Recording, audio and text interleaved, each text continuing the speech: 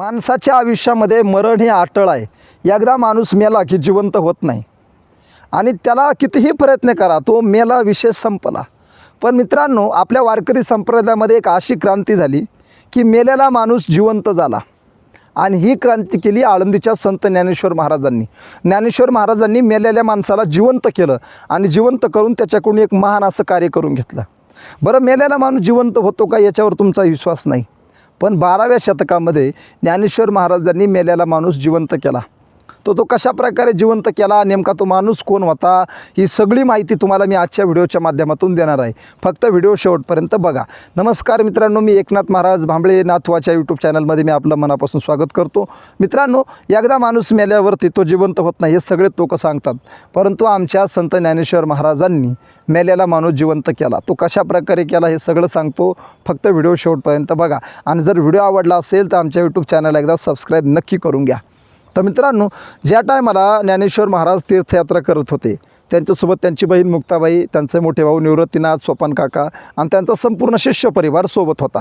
आणि मग प्रवास करत, पायी प्रवास होता. त्या टायमाला काही वाहनं नव्हते, पायी प्रवास चालू होता आणि प्रवास करत असताना त्यांच्यासमोरून अंत्ययात्रा निघाली. एका माणसाचा मृत्यू झाला होता, त्या मनुष्याचा मृत्यू झाला आणि त्या माणसाचं नाव होतं सच्चिदानंद. सच्चिदानंद त्या माणसाचं नाव होतं आणि तो माणूस मृत्यू पावला होता. आता समोरून ती अंत्ययात्रा चालली आणि ज्ञानेश्वर महाराजांनी पाहिलं की अरे आपल्या समोरून अंत्ययात्रा चालली, त्यामुळे ज्ञानेश्वर महाराजांनी आपली स्वतःचा प्रवास दिंडी थांबवली आणि त्यांनी सांगितलं की अंत्ययात्रा जाऊ द्या. अंत्ययात्रा जात असताना ज्या बाईचा पती वारला होता त्या बाईनं काय केलं, विचार केला की आपले पती तर वारलेत, माणूस मेला, विषय संपला, पण माझ्यासमोर ज्ञानेश्वर महाराजाची दिंडी चालली.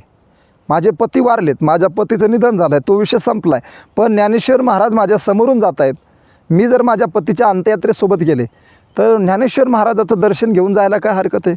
म्हणून त्या स्त्रीनं काय केलं की ज्ञानेश्वर महाराजाच्या जो पती मेला आहे त्या पतीच्या पत्नीने, म्हणजे त्या स्त्रीने, सच्चिदानंदाच्या पत्नीने ज्ञानेश्वर महाराजाचं दर्शन घेण्यासाठी पुढं आली आणि ज्ञानेश्वर महाराजाचं दर्शन घेतलं. आता ज्ञानेश्वर महाराजाचं दर्शन घेतल्यावर त्या बाईला ज्ञानेश्वर महाराजांनी आशीर्वाद द्याला की सौभाग्यवती भव.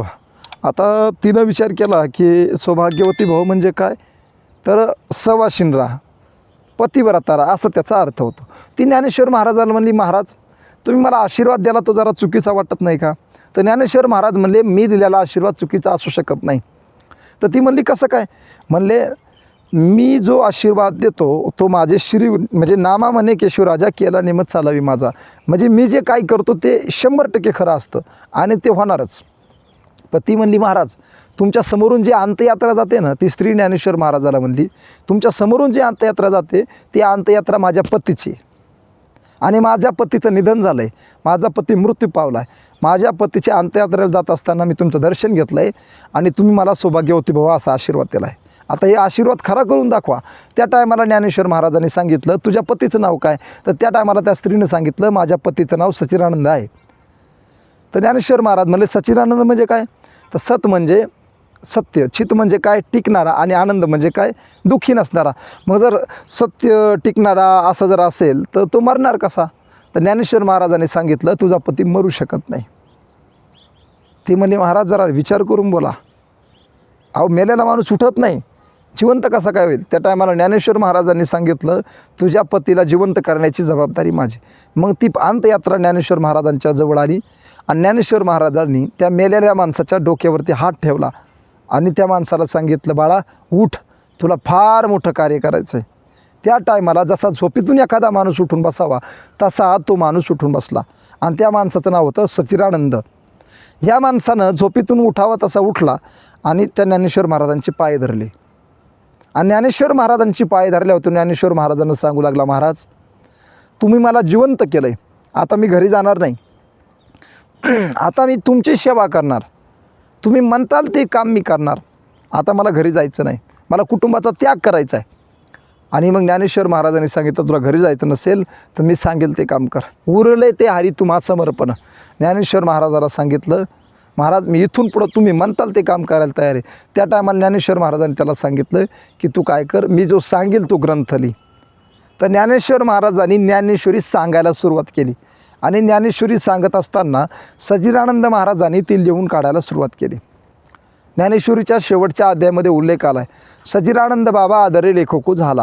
म्हणजे काय, सचिदानंद बाबा हे ज्ञानेश्वरीचे लेखक आहेत. ज्ञानेश्वर महाराजांनी ज्ञानेश्वरी सांगितली आणि सचिदानंद महाराजांनी ती ज्ञानेश्वरी लिहिली. त्याच्यामुळे ज्ञानेश्वरीचे जे लेखक आहेत ते सचिदानंद महाराज आहेत आणि ते ज्ञानेश्वर महाराजांनी मेलेले जिवंत केलेले आहेत. त्याच्यामुळे मेलेला माणूस जिवंत होतो आणि ज्ञानेश्वरीसारखा महान असा ग्रंथ लिहितो. ही कृपा वारकरी संप्रदायामध्ये फक्त ज्ञानेश्वर महाराजांचीच आहे. त्याच्यामुळे वारकरी संप्रदायासारखा श्रेष्ठ संप्रदाय नाही. तुम्हाला सर्वांना माझी विनंती आहे, तुम्ही सर्वांनी वारकरी संप्रदायाचे अनुयायी व्हा आणि वारकरी संप्रदायाचा प्रचार आणि प्रसारासाठी आम्हाला सहकार्य करा. रामकृष्ण हरी.